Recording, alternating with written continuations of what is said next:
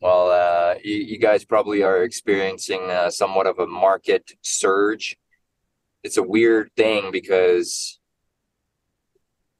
transactions have been so low. Now it's speeding up, yet I don't think transactions are going up because there's still lack of inventory and there's a abundant amount of buyers right now. I mean, at least that's what's happening in our market. So, what are our challenges on the team, Axel, right now with agents? Well, right now we have, as you know, we're treating them like a brokerage at this time. So we have newer agents, which they're trying to find their left and right. So there are a lot of trainings, a lot of hand holding and getting them to understand the road ahead.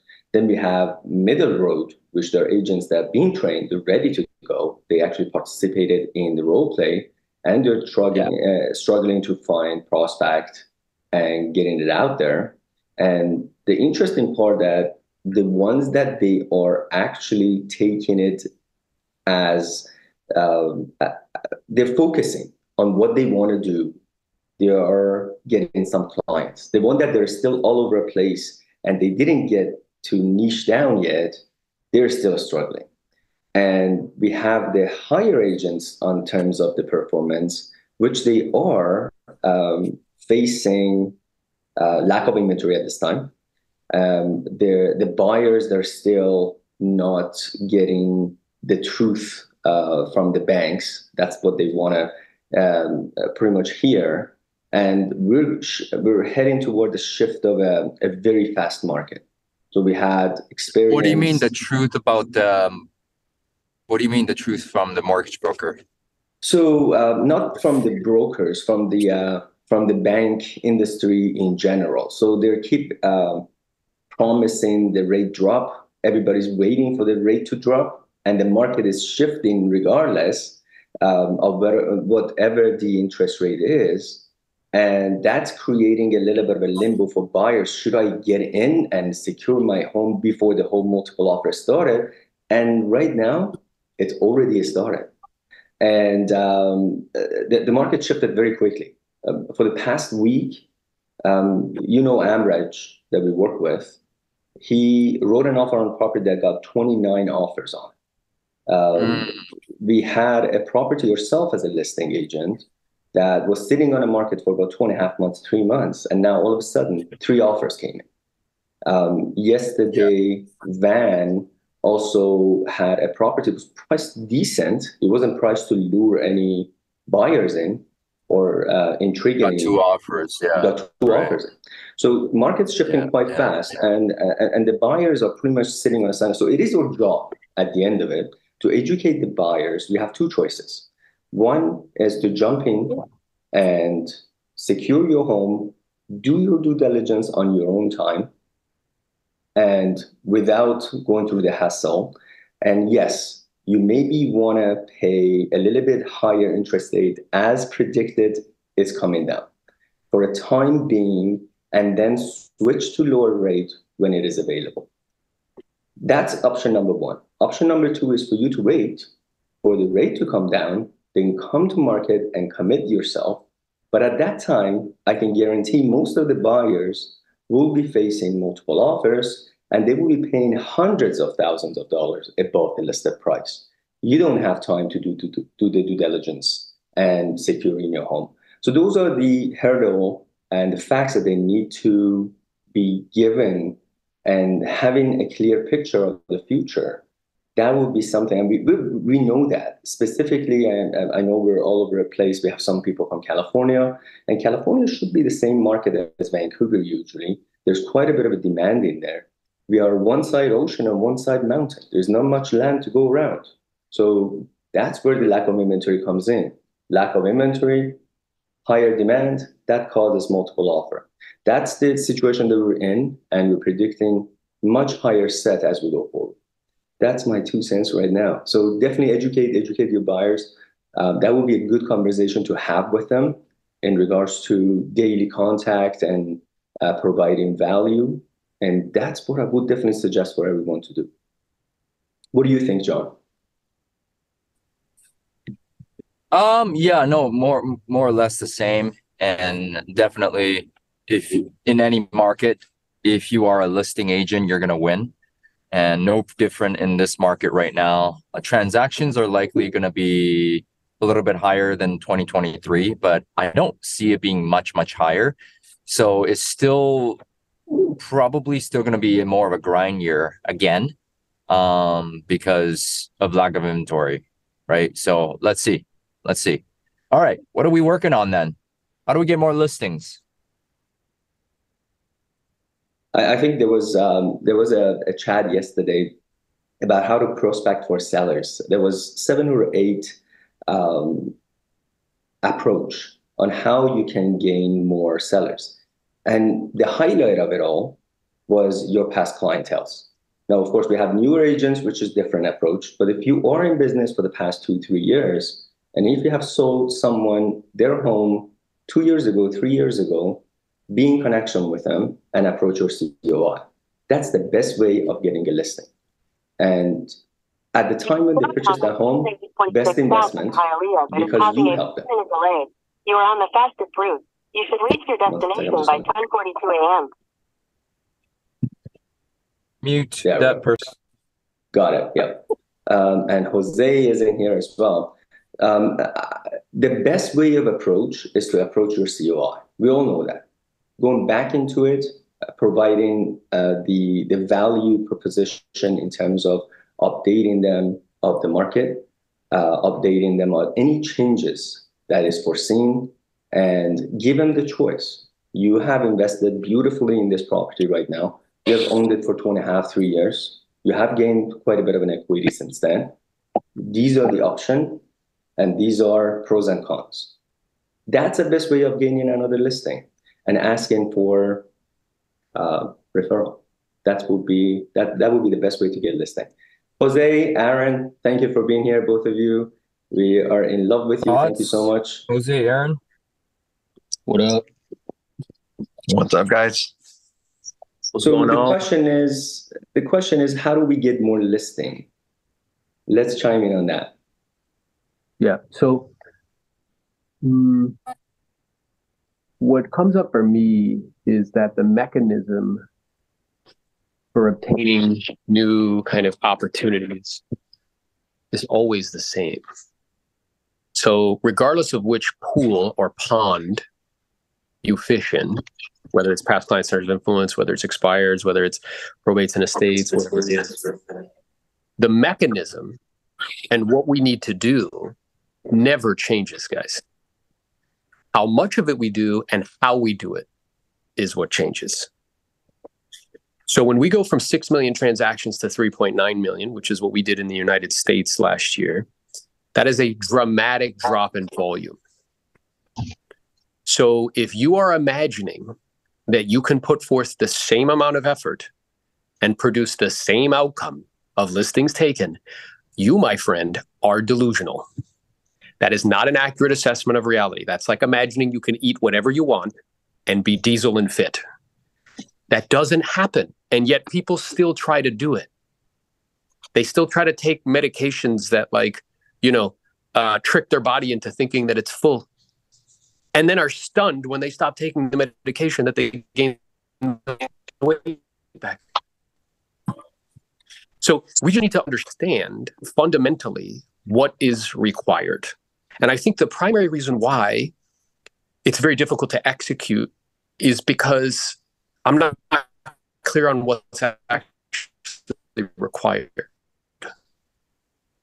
in the role that you're currently in. So if you're in the role of rainmaker, what's required in an environment where we go from 6 million to 3.9 is the following. You have to prospect every day. Sorry.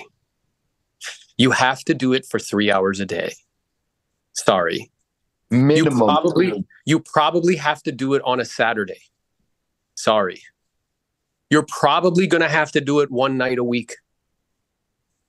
Sorry.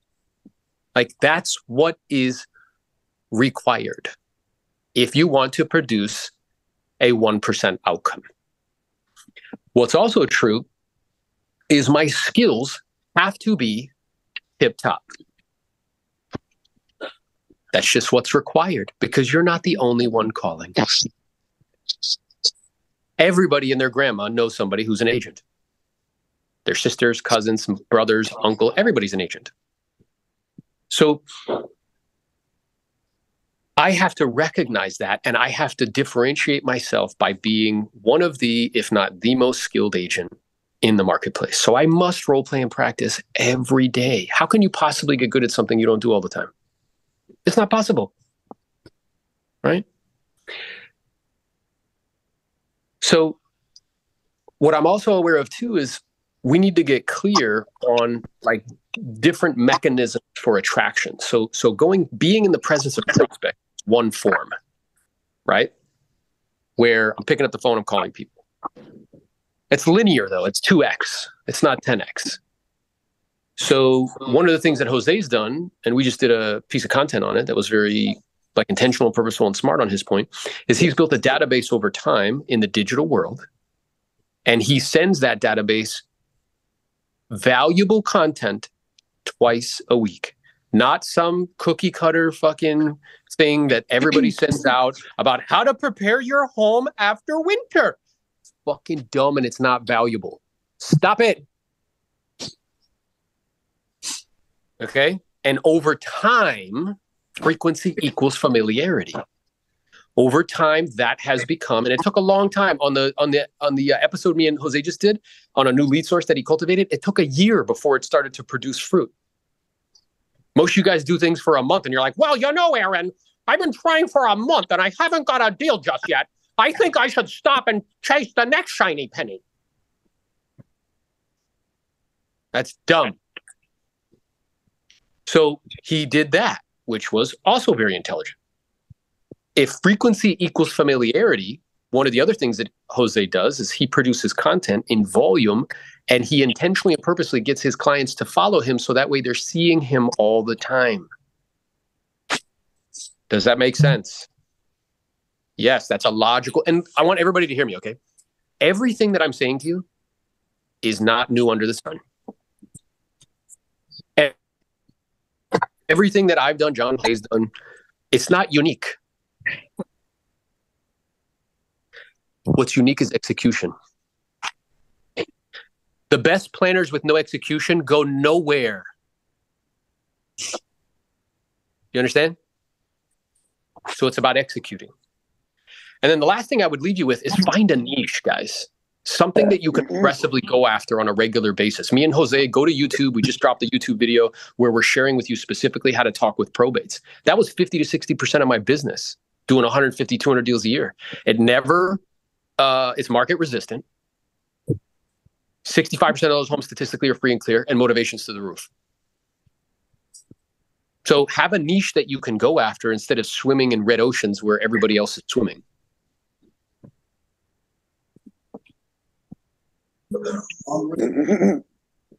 That's my 2 cents. Well, that was a great sense. Thank you for sharing that, Aaron. I loved it. Love the energy, guys. What are we working on today? Let's jump in there, taking this opportunity, taking advantage of Jose and Aaron. Let's go. Who wants to propose something? Any questions? Let's do this. This session is for you guys. You're not walking by the pool. You want to jump in the pool and start swimming. Let's right. do this. Hey, and let's start off by everybody turning their cameras on. Like I'm in a fucking whatever the hell I'm in right now, like doing a sauna. You can turn your camera on so I can see you. I don't care what you look like. Stop being an undercover agent and stop being insecure. Mm-hmm.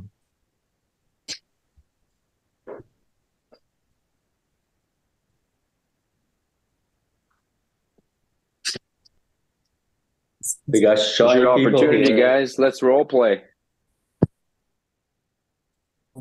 Somebody want to role play something? Role play, role play, role play. John San Jose, welcome back. Let's go, brother. What are you working on? Is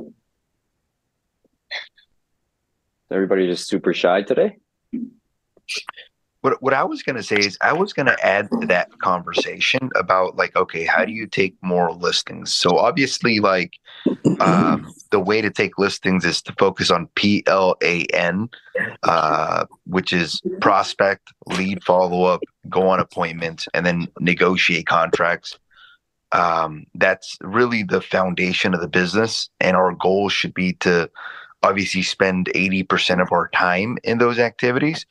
If you are spending 80% of the time in those activities, I think what Aaron was saying is very valid as it relates to creating some sort of like niche that you can compete in. So what I've kind of learned from generating listings is that there's a couple of different ways of doing it. If you are in a financial position where you have more money than time, you probably want to go on something called PPL, which is called pay per leads, which pay per leads are websites that you can find. And it's funny because since I started doing it, I've been like more stuff has been popping up for some reason on my website, which means it's people that advertise like, oh, we want to, we will buy houses for cash and we will make you a cash offer. So these types of websites will sell you leads, and they'll sell them to you anywhere from $200 all the way to like $800 per lead.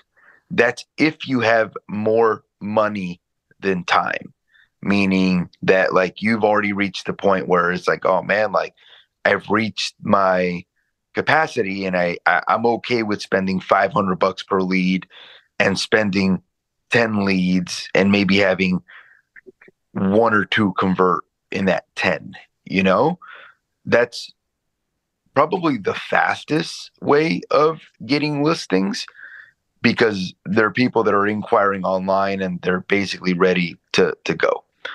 The other way you have to determine is, okay, what like mechanism am I going to use if it's not buying leads, which some people frown upon? I don't really care. It's just, okay, like what's going to give you the result the fastest? The other way is like, okay, how am I going to generate leads? Am I going to do open houses to generate leads? Am I going to prospect on the telephone to get leads? And what mechanism am I going to use? So I think that there's a couple different ways of generating leads. One, you pay for leads. I would encourage you to pay for motivated seller leads versus buyer leads like Zillow. I wouldn't encourage you to do that because if you get the listing, all the buyers come anyways. Other way is you can do open houses. There's a lot of buyers that walk in there, but there's also sellers, and you can invite sellers to open houses. Other way would be prospect your database. And then this is the way that we do it. Like the way that we do it is we use just life events. We prospect people that have life events. Our philosophy is that if I get on the phone and I call just listed, just sold, I'm kind of calling blindly. If I'm calling people that have some sort of life event going on in their life, I'm calling people that have some sort of problem. Now, if you guys remember our conversation from last week, our goal is to solve people's problems. So you reach out to these people. These people have problems. Your goal is to figure out a way to help solve their problems. And sometimes solving their problems means selling the property, So we use public records to find people with life events, and we're getting good at it. Meaning we look for people that have expired. That's a public record. We look for people that are for sale by owners. That's public record. We look for people that have HOA liens. That's a public record. We look for people with IRS liens. We look for people with code violations. We look for people that are going for obituary that have obituaries. We look for people that just had an eviction. We look for people that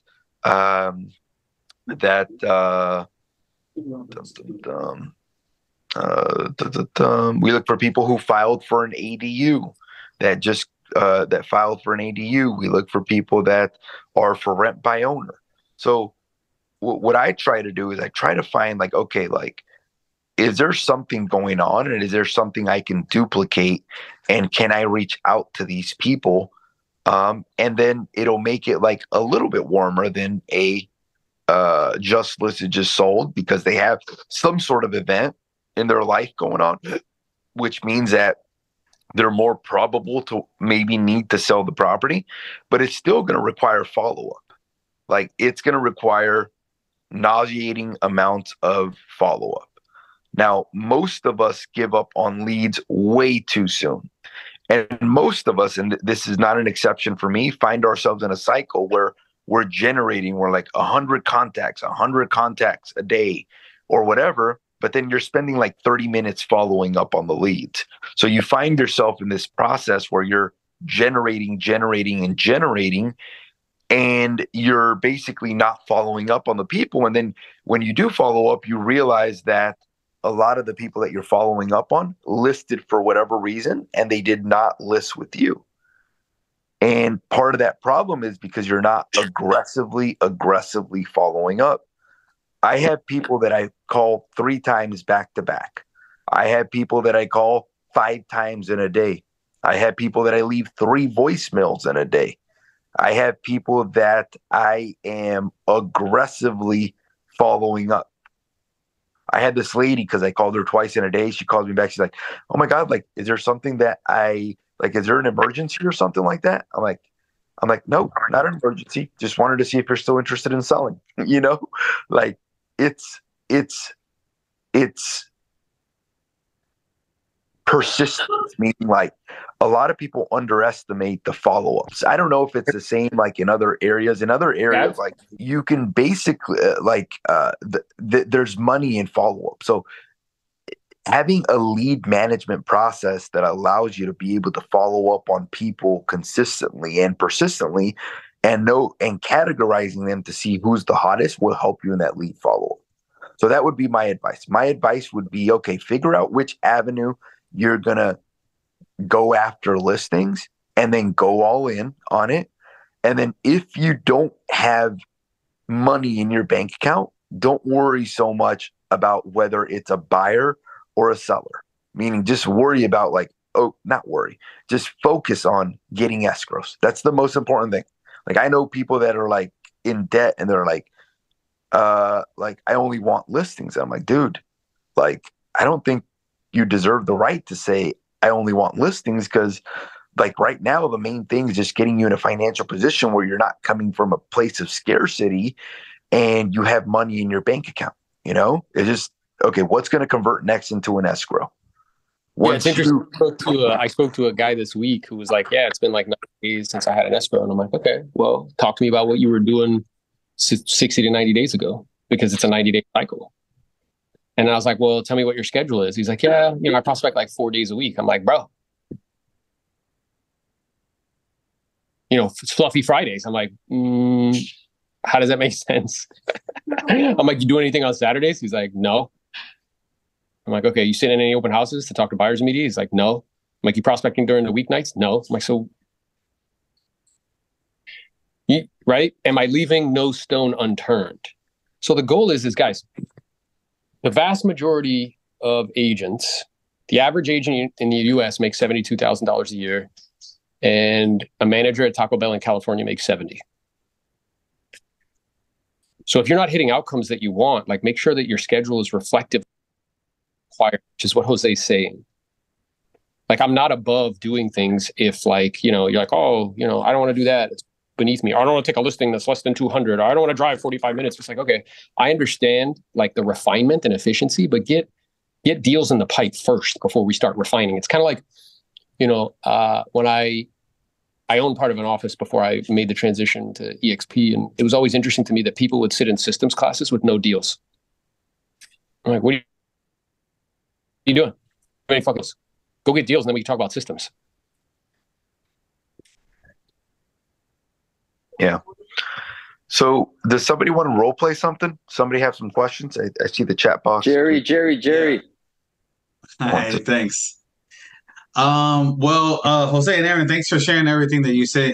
Jose, what you were saying is like such a confirmation, because I'm at a place where I don't want to take on new niches until I've mastered my follow-up game. And I'm at a point where I'm really emphasizing like I'm on Mojo. If I get a list of like 100 people, I want to dial it in until I've exhausted every last person. Phone call, email, text, voicemail, door knock, until everyone slams the door in my face. Kind of follow up, you know. So thanks for that. And also, Aaron, I mean, I'm taking even the little ones. I'm taking the $150,000 55 and over condos that only getting me small, but I'll work with that buyer. I'll work with that listing. So yeah, get it on the escrow. Right. So wanted to share what I'm up to, and then just kind of like open myself up to what anybody has to offer me or opinion or what have you. Um, I'm calling what I'm most familiar with at the moment before I take on anything new, which is brand new list pendants on Broward County Public Records and brand new tax auctions and brand new foreclosure auctions, and trying to be the first one to call them before they get bombarded on their phones. And really coming from a place of contribution. Hey, how can I help you save your home? And I've actually been able to help about 4 people save their homes. And I tell them, hey, if I don't make any money, you know, God is good. You know, I've done a good deed. But most of them end up in a, you know, after a conversation, they end up sharing with me that they financially cannot save their home and they need to sell. And that's what I'm looking for, kind of sort of.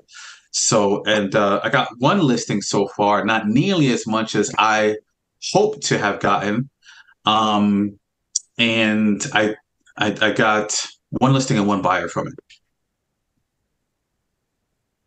I want to say congratulations, man, for calling something that not a lot of other agents are calling. Obviously, there's wholesalers and flippers calling them, you know.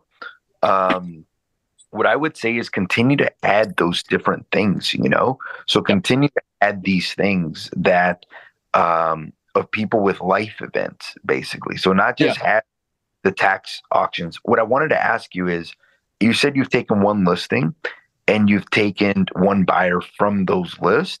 Have you had other opportunities in those lists that you've missed out on, or were those the only people that were looking to sell? Morning. Hey, how's it going? Yeah, it's good.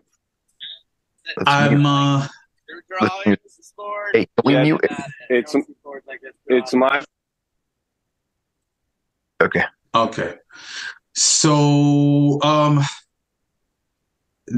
I've got a couple of warm leads, like about 3 people who have undecided on what their financial capabilities are. I've lost a couple of listings to other agents. I don't know, made a better impression, or had No, I know. You know, go ahead. Yeah, because I've gotten to know you over time. So a couple things come up. One is like creating urgency. Okay. Like not just doing like the nice guy thing. All right. And again, I'm not saying not to be nice. I'm not saying not to be tolerant. But like when they're like, we're sure what we're going to do next. You're like, okay, well, I'll follow up. Talk to you later. Bye. And then I'm just going to wear you down because you love my mustache so much. And then eventually you're going to listen to me. Like, no. I have to create urgency. So I have to start asking some very kind of direct questions. So, you know, my intention in asking my next questions is really not to be nosy. It's just to see if I could, you know, give you any more information that could be helpful or useful. Would that be okay? Yeah. Well, I oftentimes find that naturally the desire is to stay in the home. At the same time, having the financial ability to do that is a little bit different. So do you think at the current interest rate and with what's going on in your life that you'll be able to stay there, you know, for the next 12 to 24 months without it creating a massive problem for you financially? And then be quiet. And then, so they're like, well, we're really hoping that this refinance comes through. Okay. And if for some reason that doesn't, what would you do? Mm-hmm. And then I'm curious if, and I'm clear that is an if you did decide to sell the real property, what would the benefit be to you personally and with your family? Mm-hmm. How would your life improve in some way?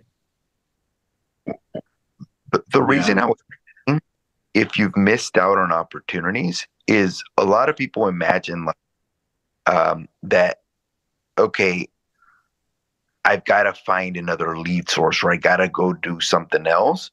But sometimes it's a matter of like contacting the same people and just really putting an emphasis on what Aaron is talking about building urgency, which is a different way of him saying like skilling up, meaning like, okay, like increasing my skills, basically. So it's funny because I had an agent that we did a call this week, and she does open houses, and we were considering going into other avenues. And what I said, I was like, look, there's a chance like you may not need to go into other avenues if you just increase your conversion with what are you're already doing. Are you coming across opportunities that you're missing out, or that you're getting beat out by other agents, or that the clients aren't working with you? If so, like you may already have the amount of leads to do the business that you want to do. It just may be a matter of like learning how to do urgency, learning how to exactly. And I would close for like a virtual appointment in creating that urgency, right? So it's like, well, I'm clear that your preference is to keep the property. And if that's what you want, my goal and objective would be to help you to accomplish that. Perhaps I could present you or direct you into some vendors that could be of assistance, or perhaps an attorney or something of that nature. I'm also wondering, though, because we do find for a lot of families that are in a similar situation like you, that in terms of making that ultimate decision of what to do, getting a very clear, precise picture of equity, much more precise and tight than these online sites give you, and a net sheet showing you what the proceeds would be if, and I'm clear that is an if, you did decide to sell the real property, the better equipped families are so they can make educated decisions as far as how to proceed. Do you think that would be helpful or useful to you in some way? I like that. The other and thing then for like a 15-minute Zoom appointment, but you get in front of them. Do you see what I'm saying? So what you're doing, and I know what you're doing, okay? You're calling them. They're saying, we're not sure what we're going to do next. And you're like, okie dokie. And then you're just playing a follow-up game in hopes that something happens. And while I'm aware that that will get you okay results, what I'm suggesting to you will get much better results. The other thing I was going to say, do people ever react? How do you open it up? Like whenever you're calling the tax liens, like, do you tell them, hey, I know that you have a tax lien on your property, or how are you opening it up, the conversation? I tell them, hi, my name's Jerry. I'm a homeowner's advocate. Giving a call. Wait, hold on. Let me back it up. Obviously, hi, am I speaking with Jose? Yes, Jose. My name is Jerry. I'm calling about the house. Yes, I want to ask if you're interested in selling your home or saving your home, because I can help you either way. So usually they're intrigued by saving my home. What do you mean saving my home? Well, are you aware that you have a list pendants on your property on public records, which is the beginnings of a foreclosure? Half of the time, they're taken by surprise. Do they ever hang up on you a lot when you say stuff like that, or like what's the like getting past the introduction? Well, what I would suggest, as we're talking, and I know Jose is asking you questions, but I kind of want to just get to it, is like he's doing it the right way, by the way, getting you to self-discover. But what comes up for me, I just want to shortcut it, which is like, the reason why I'm calling, I'm a local real estate agent and homeowner advocate, and we specialize in helping families either get the most for a property or potentially keep it, if that's what the goal and objective is. And for better or for worse, that information is actually public. So I was reaching out simply just to find out if ultimately the goal and objective of you and your family at some point would be to try to do whatever you can to stay in the home, or are you open to exploring perhaps getting it on the market and getting it sold, and then be quiet and see what they say. Okay. Well, the reason I was saying like about the introduction is for a lot of the leads that have life events, we have like, I know you said at the very beginning, I'm calling these people because I feel comfortable with these people. So like what we do to eliminate that feeling comfortable with these people type of thing is we just use the same script on all of them, basically, except for probates or expireds. But we use something just called the hot market script. Like there's a shortage of inventory. Would you ever consider selling your property? And the reason we use that for everything is just like if they say no, it's going to be like, not a problem. Is it something you would consider in the future as a plan to keep it forever? And if they say, yes, I'm going to keep it forever, I'll say, well, what if I had a buyer for your property? If I had a buyer for your property, would you still sell it? No, I would not sell it. Okay, so even if I had a buyer, you wouldn't sell it. If they say, yes, I would sell it, then I'm either closing or going for motivation. If they say, yes, from the beginning, I will sell it, I'm going for an appointment. So it's just like a very like easy diagram. And it's like I can use it on any script basically. So instead of me having to learn all these different scripts or all these different things. It's like universal, basically, which allows the you. process is the same. And then it's where, do you think, like Jose's saying, like, do you think ultimately at some point the goal and objective will be to sell the property, or is your primary focus to keep it forever and then just be quiet and see what they say? And then they're like, well, we're not sure what we're going to do next. That's fine. My job is to help you. It is never to talk you into doing anything. Again, the reason that I ask is we have the good fortune of helping a lot of families either way, whether to keep the property or to get on the market. And I do oftentimes find that when families are deciding what to do, and again, whatever you decide is fine, it can be very helpful or useful to get a clear picture of equity, right? A precise equity report that's much more precise than these online platforms. So that way you can see net if, and I'm clear that is an if you did decide to sell, what the proceeds would be. I can also perhaps connect you with some vendors that can help if the goal and objective is to keep the property. Do you think any of that information could be helpful or useful in some way? And then be quiet. You see? So the main point here, Jerry, because Heath, who is, I don't know if he's on this call, he was doing the same thing. I trained him on probates. He did like 21 listings last year as a part-time agent. He was doing the same thing because he's an amiable by nature. So he has this nice guy thing. And he was just like, okay, great. I'll follow up with you. And he just kept, and I'm like, bro, hey, look at me. Stop doing that shit. And he's like, what do you mean? I'm like, knock it off, bro. You know, the nice guy is the village idiot. Like, instead, I'm not saying not to be nice or not to be like, kind and tolerant. What I am saying is, it's like, you can create urgency by asking questions to find out. So let's say you go down the path of like, yeah. And what I'd like to do is just share some information. And again, my intention in sharing with you is that you're just fully equipped and you can be completely clear as to what's going on and you can make decisions accordingly. So a list pendants is the beginning of a foreclosure procedure. And within the next 6 months, if something's not done with a high degree of probability, and this isn't to engender fear, it's just to let you know what's true, it could jeopardize the fact that you still own this home. Did you know that? No. Yeah, and that's why I'm calling, right? Is to really just make you aware of that and find out if I can help in some way. Because, I'm a firm believer I can get anything I want in life if I help other people get what they want. So I guess I'm curious in terms of what you want, Jerry, because that's what's most important. Which would be your preference? To do whatever you can to stay in the home forever, or say, you know what, it is what it is from a financial perspective. I don't think I'll be able to stay here. Let's just get as much equity as we can and figure out a next living situation. Which do you think would be best for you and your family? Well, I guess figure out a better financial situation. Okay, so it sounds like you want to explore what it would look like and how you could rearrange assets, because that's really what we're doing here. So that way you and your family could be in a better financial situation. So what I'd like to do, if it's okay, is just ask a couple quick questions. And again, my intention in asking is not to be nosy, just so I can provide you with the most accurate information. Would that be okay? Sure, I guess. Yeah, so my first question is, and again, I mean this respectfully, from a financial perspective, right, with whatever's going on in your life at the moment, do you think it's financially feasible for you guys to stay in the property long term without some sort of major loan modification? Well, I'm applying for my second loan modification. The first time I did it, it actually went up instead of down. So I'm not sure how this one's going to work out. Yeah, and it's super interesting. Again, I appreciate your authenticity and your willingness to share. I don't know if you know this, but we look at these stats all the time. 62% of people that apply for a loan modification apply for it again. So I guess the question is from a long-term perspective, does it seem like financially you guys can stay in this home without continuing to modify the loan? It doesn't seem like it.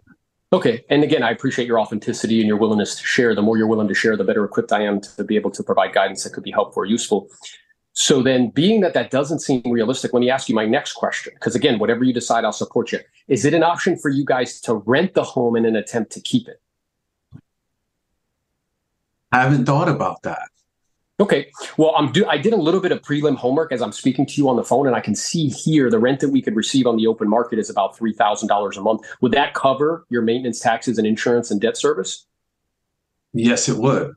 Okay. And then do you have resources separate from the equity in this home that would allow you to get to the next living situation? As far as savings goes, I'm living paycheck to paycheck. Okay. So then realistically, in order for you to get to the next destination, we really need the equity in the home. Is that right? Yeah, what you're saying is making sense. It seems like that would likely be the only way, and it's something I've been thinking about for a while now. Yeah, and it's interesting. I know it can seem kind of like a setback. At the same time, I can see here you bought this home in 2018. Do you know what the great news is? What's that? You got to experience the greatest run up in real estate history in terms of values. So it looks like, you may have a meaningful equity position. Were you aware of that? I wanted to get to the bottom of my equity, but thanks for sharing. I mean, Okay. it's good to And know. then I guess I'm curious. Let's say if, and I'm clear that is an if, because it seems to be you've decided what makes the most sense from a long-term perspective is to recapture this equity. And now it's just a matter of timing, like when you're going to do it. Let's say we did proceed with it. We grabbed you as much equity as we can. Where do you think you would go next? Do you think you would stay local, or would you like geohack, maybe move to an area that has a lower cost of living? I haven't gotten that far yet. Okay. So with all of that being said, may I make a suggestion? Sure. Well, based on what you've been kind enough to share with me, I'm hearing a couple things very clearly. Number one, it's really not financially feasible for you to continue to keep staying in the property. And continuing to do loan modifications is not something that's sustainable long term. So you recognize it makes sense to sell. It's just a question of when and what the next step would be.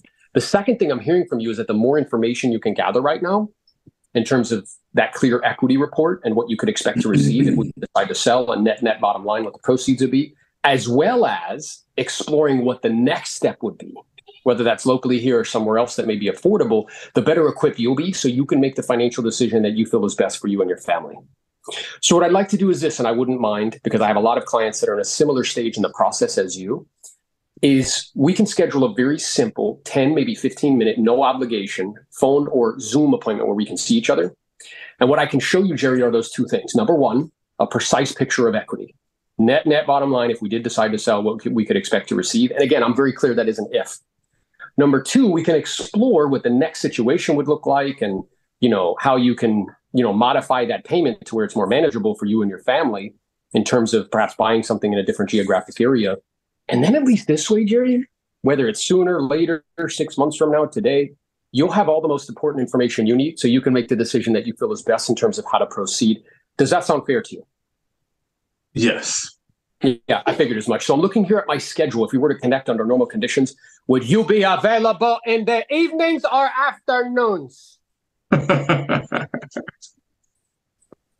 Hey, Jerry, I have a question. When you say that you're helping people save their home, does that mean that you're personally helping them do a loan modification, or what does that even mean? Well, one lady didn't even know that her house was going into tax auction in 3 weeks. She thought that the attorney company she hired was paying her taxes, and they weren't. So she had the funds, but she was about to lose a house, even though she had the money.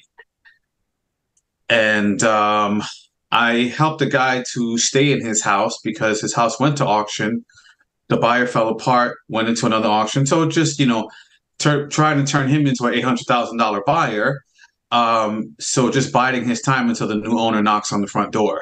Yeah, so I think what I'm aware of is like you have to understand with this lead source a couple things. One, you have to create urgency. Two, we as a species are not good at accurately assessing reality. People will wait till the last minute, 1 week before the auction, and call you up. They're like, hey, Jerry, I think I'm ready to get it on the market. Listen to me. I'm going to say something to you, and I want you to burn it into your brain. Hope is the last thing to die. Yeah. Hope is the last thing to die. You see what I'm saying? So what we're doing here, two things. One, you need to recognize that with a high degree of probability, this is a follow-up game with these people. That's why I'm saying to you got to create urgency. Number two, you have to recognize that true disposition is going to be to hold out to the bitter fucking end. Okay? So this is where creating urgency comes up and helping them to self-discover sooner that, hey, this isn't a realistic expectation. Or even just focusing on the ones that are ready to do something like the ones that are receptive. That's exactly right. Because what I'm aware of this is, and I don't know, in list pendings in California means, I think, something different than list pendings in Florida. In California, list pending means that there's a lawsuit on the property. It doesn't mean that it's in foreclosure. If you mean that you're calling foreclosures in California, that's like my least favorite lead source, because most of the people are so irrational because they're so emotionally attached to their home that they'll hold on to the very last moment. So it's a lot of follow-up for very little results, basically. Agreed. So if do you that's see, the like, source what that we're you're doing calling, here? Go ahead. if that's the source that you're calling, I may consider just like the same thing with divorces. I don't want the divorces that are in litigation. Yeah, I want bitter the divorces, acrimony, and they're fighting and shit. Like, move on. I want the divorces that are both in speaking terms and ready to sell the property. Those are the ones that I want. I don't Same with want the probates. ones- I don't want the probates where everybody's fighting and there's going to be litigation for a year. I move on. Do you know what you will do, Jerry? You'll talk to him for a year. Do you see what I'm saying? In I don't want hopes, and you'll tell yourself a story. You'll be like, well, we built great rapport, and I think one of them's going to need to buy something. And blah, blah, blah, blah. You see what I'm saying? We're in the business of uplifting the downtrodden, okay? Like, if we work with the willing, I know I can help you. If there's all of this crazy drama and like whatever, I'm not a social worker, bro. Right. I had a client one time, all of his deals, Jose, all of them were these fucking dramas from like start to finish. And finally on a call, I said, listen to me, bro. For some reason, you have this identity where you need to paint yourself as Superman to all of your clients. And do you know what it's doing? It's limiting your production. While you're walking around with those 10 and being a superhero, I'll sell a... Let's look at the kitchen table. Somewhere. Yeah, I don't know where. Good stuff. I think a couple people had a couple questions, Sean. Nino, go ahead. Oh, hi. I have hand because I heard you guys say help, using the word help a lot. And when I use that word, I actually got from one comment from the prospect.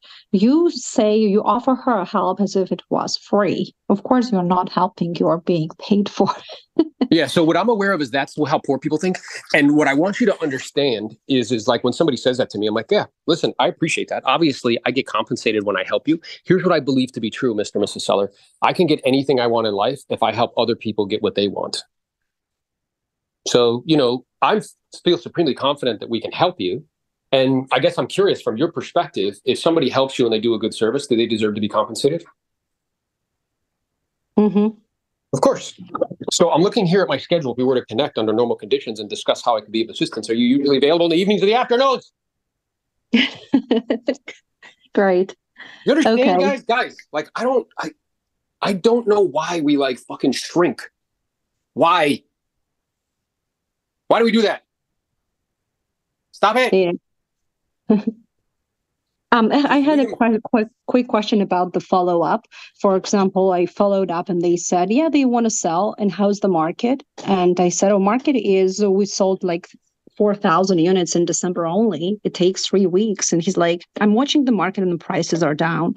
So, and they want to buy something. So I offered to actually look in what they have to buy and calculate the net amount. And since then, it's a problem for me to get a hold of them. But here's the problem. I already see what the problem is. Tell me. You're getting into the analytics of it. Mm-hmm. And you're never going to win that. Instead, get into the motivation.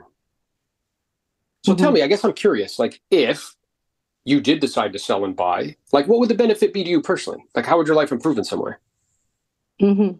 And then let him tell you, well, this, and this. Okay. And if you got this, and this, what would that do for you?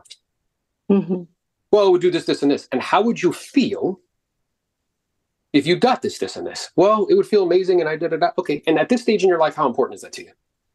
Mm-hmm. Well, it's very important. So let me ask you a question, because I know, we all try to time things perfectly.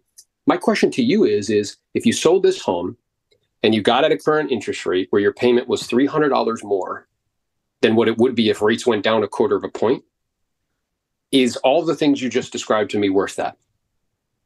Mm-hmm. And then be quiet, because if we try to look, everybody thinks they're a fucking genius. Mm-hmm. And if you look at outcomes, they're not.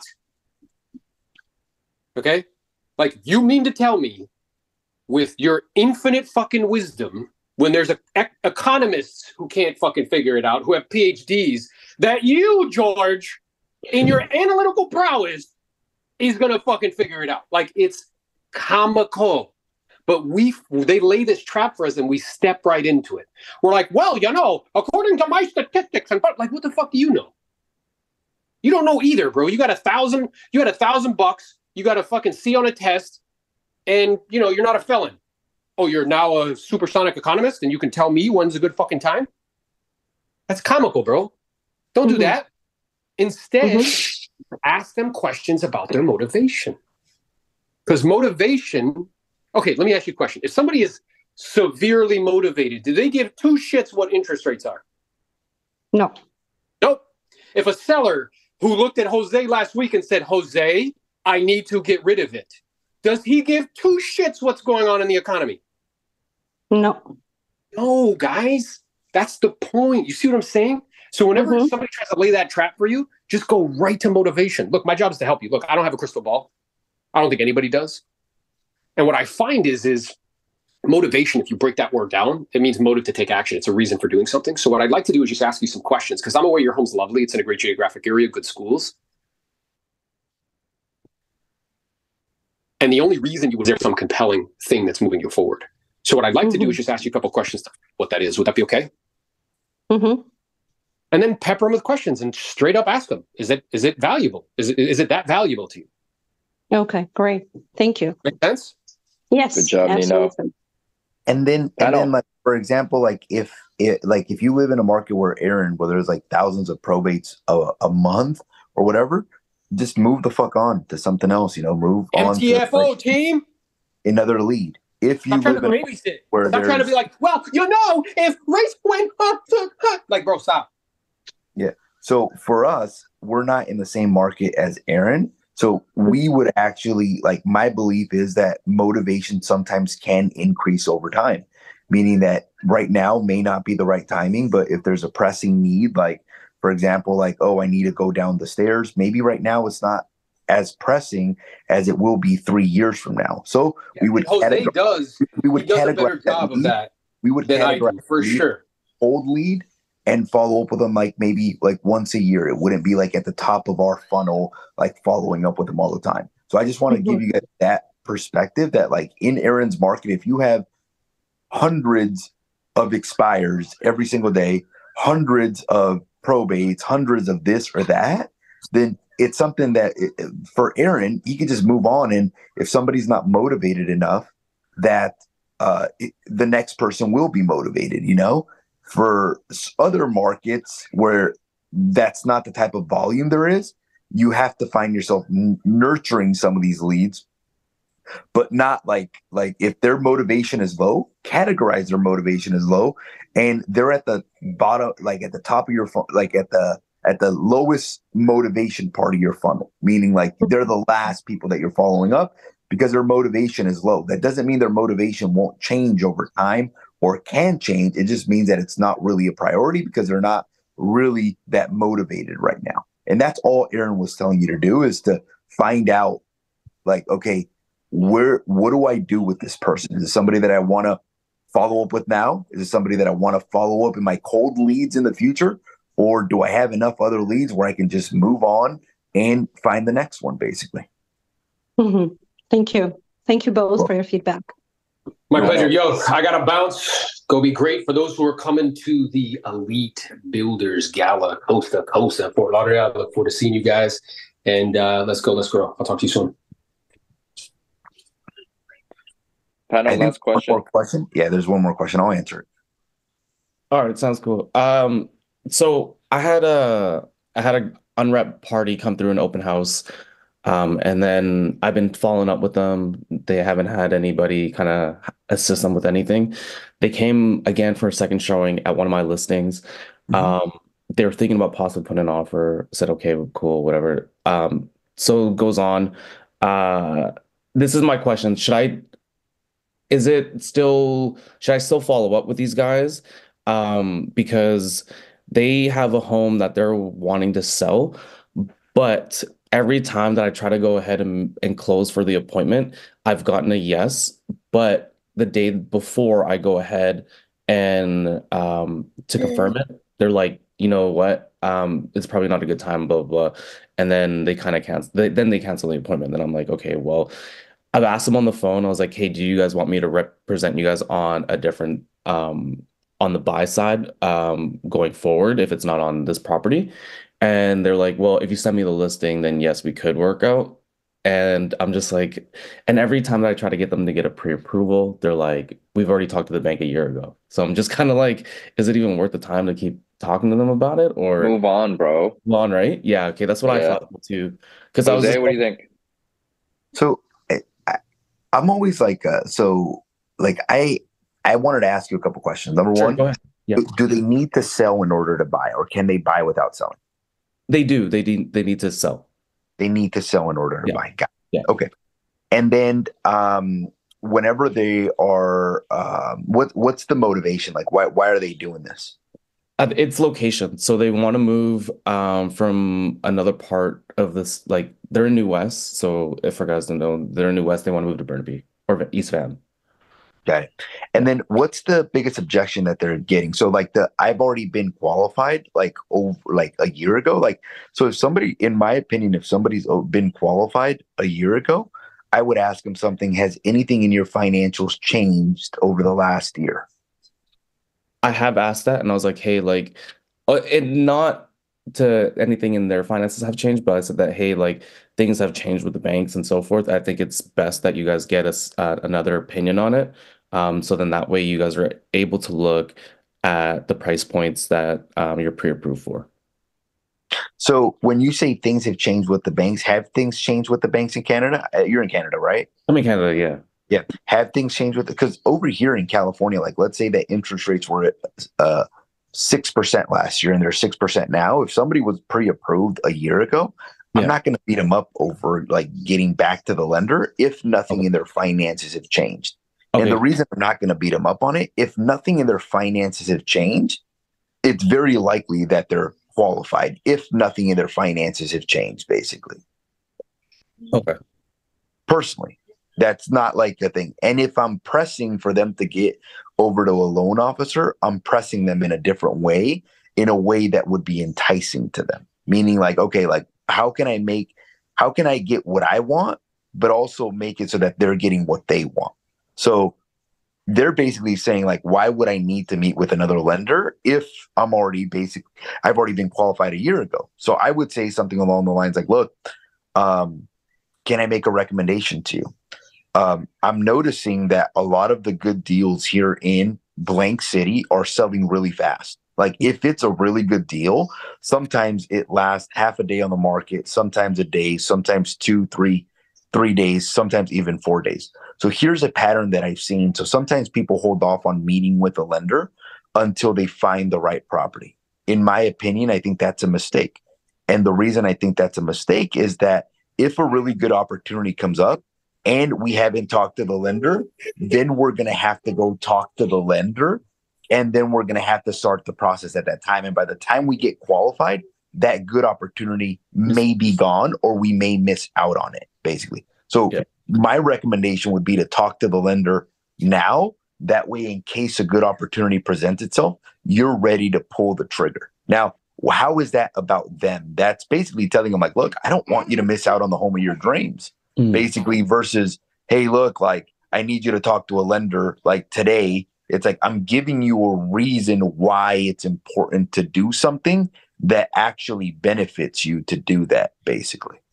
Now, if they don't want to list the property with me, I'm also going to give them a reason why it's important that they list the property with me. I'm going to tell them like something like, hey, can I make a recommendation? You okay, buddy? You okay? Okay, one second. Okay. You're also going to give them a reason. I would say something like this. Like if they're like, well, we're not going to list the property until we find the right property. I'd be like, can I make a recommendation? Same recommendation. Like, here's one of the big mistakes that I see with people that need to sell a property and buy a property. The challenge that I see with them is that they don't want to put their property on the marketplace until they find the right home. And I'm all for that. Like, because obviously, like, I don't want to put you in any pressure to sell your property until you find the right property. But here's what I would recommend. What I would recommend, yes, sir. Okay, I'll change your diaper right now. So what I would recommend is that we get all the marketing done for your property so that when the right property comes on the marketplace, you have everything ready to go, and we're not starting the marketing process. So here's the big challenge that I see. Somebody finds the right home, they want to make an offer, they don't have any of the marketing done on their property. So from the time they're able to make the offer to the time they have their property on the market, it could take 4 days. By that time, that opportunity's gone, meaning that property already sold. So what I would recommend instead is, let's not put your property on the market, but let's at least have all the marketing ready on it. Now, when you're in front of them and you're meeting with them, like, in order for me to have all the marketing done, it does require that we take care of some paperwork.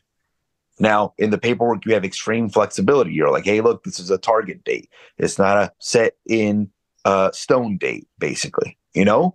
And then at that point, you're kind of in a position where you've prepared them in case they find the right property, because at some point they will find the right property. You've prepared them, and you prepared them to find the right property, and you've got a contract signed, which is what you want, you know?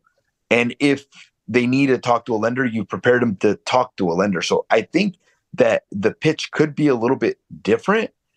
And like I said, it just depends on which market you're in. If you're in a market where, hey, look, like, I have hundreds of leads that come in every single day, like Aaron has, you don't have to focus on people like that. You know, you don't have to focus on people like that. If you're in a market like me, where there's like maybe like 5-10 expires in an entire county, then people's motivation changes over time, and you want to build the funnel to be able to keep in touch with them. If not, you're going to find yourself in a place where you're just constantly prospecting. As soon as it gets difficult, you give up on them and you throw them away. Then these people end up converting with somebody else, basically. So it just depends which market you're in, basically. Okay, cool. Appreciate that, bro. Hope it was helpful. Yeah. Follow up, guys. And if you have better leads, chase something else. If you don't, then keep nurturing and following up until they convert. So, guys, Yeah, exactly. what a great call. Thank you, everyone. Jose, thank you. Axel, thank you. Thank you, everyone, for your participation. We'll see y'all next week. Adios. Bye-bye.